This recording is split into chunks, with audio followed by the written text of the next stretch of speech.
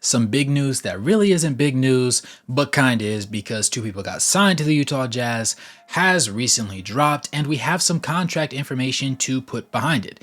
Those two acquisitions being Drew Eubanks being added from the Phoenix Suns on a 2-year, $9.75 million deal, with the second year being non-guaranteed up until a similar date at this point next year, and then a similar deal for Johnny Juzang, who actually will net a 4-year, $11.43 million deal, with this year again being guaranteed fully, and the preceding 3 years to be up in the air, similar to Svi, who came over from the Boston Celtics. With that being said, it's your boy Wraith Hoops. Today we're going to be talking a little bit about these contracts, what it means for what the Utah Jazz are doing going forward, and what things look like from these player perspectives since they now have deals on the roster. With that being said, let's go ahead and get into this one.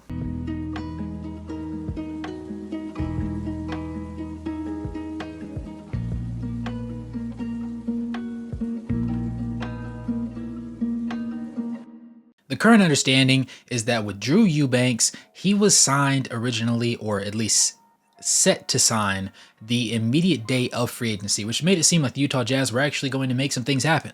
But things did not happen. They did not get any major positives, and Drew Eubanks was arguably the most notable acquisition they made. The 27-year-old is coming from the Phoenix Suns. He'll likely sit behind Walker Kessler on the depth chart, and last year he averaged 5.1 points, 4.3 rebounds, and 0.8 assists in about 15 minutes a night.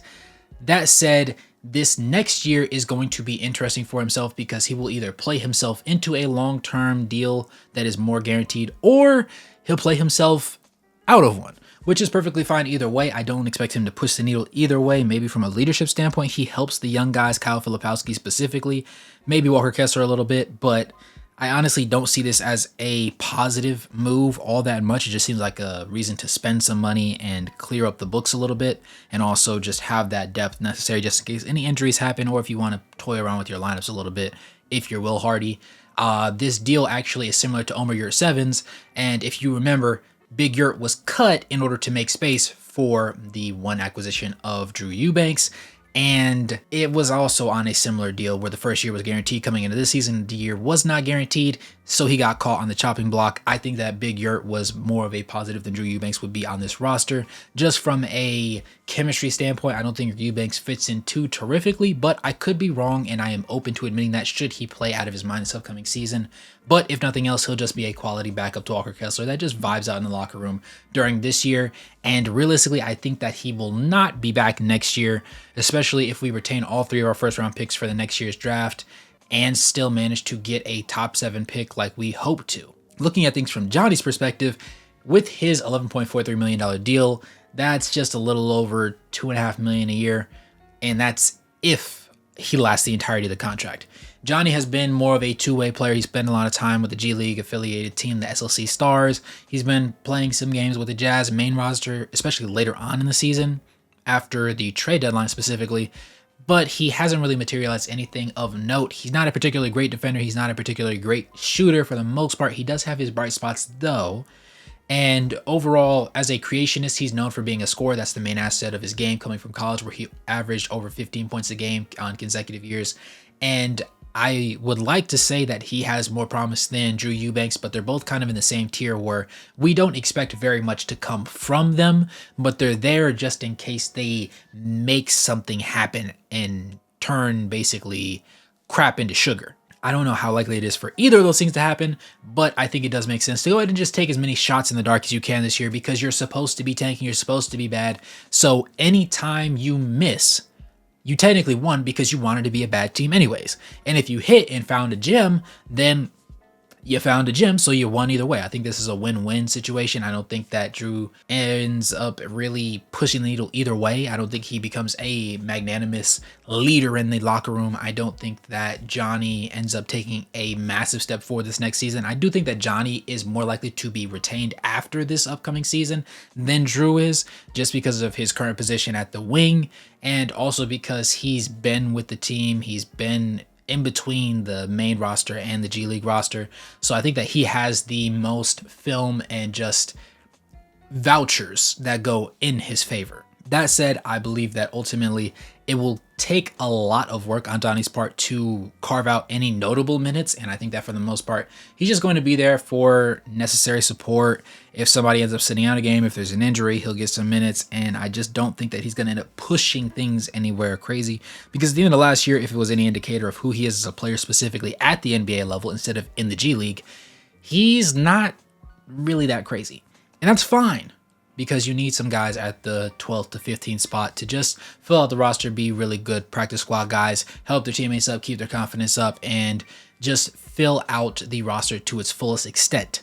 I believe that both of these players are decent role players in the NBA at their peak. I don't see either of them being reliable starters long term, to be quite frank, and I think that even on the Utah Jazz or a team that's in worse waters like the Charlotte Hornets, they still wouldn't be starting. So I am confident in their ability to, at the very least, strike out in meaningful ways and make something interesting happen this upcoming season, but I wouldn't sit there and bet all my chips on either one of them to be guaranteed a spot the next year, even though they're technically under contract, because they're not guaranteed. And it's very easy to take a year of tanking, end up having the draft that you've been waiting to have, and say, you know what, we appreciate your service, but it's time for you to go. And then you send them packing. And it won't cost you anything because the years were not guaranteed beyond this year. If Big Yurt can get cut, to me and my eyes, Drew Eubanks is also very cuttable, because there's not something particularly great except for maybe if you like him more as a passing hub, but at 0.8 assists per game in 15 minutes of action, does it really make a notable difference? And defensively, I preferred Yurt over Eubanks. I think that Johnny has the most familiarity with the system, so he should, in theory, if he gets quality minutes, if he looks at, 17 to 25 minutes a night, he should end up showing the most promise out of the two of them, because it just makes the most sense. He's had the opportunity to be around the organization as a whole, be around the players, get some off-the-court chemistry, which ends up building into on-the-court chemistry.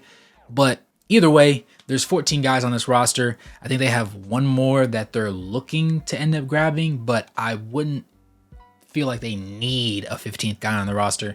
They're tanking. You don't really want to give somebody false expectations of, oh, if you're the 15th man, but you're on a tanking roster this year, you might get to play. I'm in favor of not playing you either way, to be quite honest. If you're not really that guy, and that's perfectly fine, but if we end up getting a 15 player, something tells me that they're going to play a decent bit of the season, just because there is no real hope for anything crazy or magnanimously popular to happen. So regardless, these two moves do not push the needle and make the Utah Jazz a terrifically better team. They don't make them a terrifically worse team. It just makes them a team that is further filled out and spent some more money this offseason. I believe that ultimately it will come down to the players as to how well and how many minutes they end up getting during this season, and it would not surprise me if they ended up playing themselves into a more prominent bench role as opposed to just being guys at the end of the roster that chill at one corner, clap it up, pass cups of water, and vibe out during the games, only to give their best efforts during practice. But let me know what you guys think in the comments below. Do you think that either of these guys will end up having their years contractually guaranteed beyond just this upcoming season? And if not, do you think that they will end up having a decent role this year, or will they just be vibing out on the bench like I suggested? Either way, it's your boy Ray Hoops. Thanks for tuning in this video. I will be starting a series very shortly about the potential top 7 picks that I think would all be really solid NBA players regardless of what team they go to, as well as what their fit could potentially be as far as what they could bring to the Utah Jazz. And then I will have a recap video just helping out, summarizing what Larry Markkanen's expectations should be this upcoming season as well in the very near future. So if you're new to the channel and you made it this far in the video, kudos to you. I appreciate you. Go ahead and smash that like button, subscribe, and turn on post notifications so you know when those next videos drop, man. And without any further ado, as always, go ahead and like the video, subscribe, turn on post notifications, comment your thoughts below, become a member, or drop a donation to help support the content. And good morning, good evening, and good night, no matter where you're on the globe watching. Thanks for tuning in, and I'll catch you guys in the next one. Peace.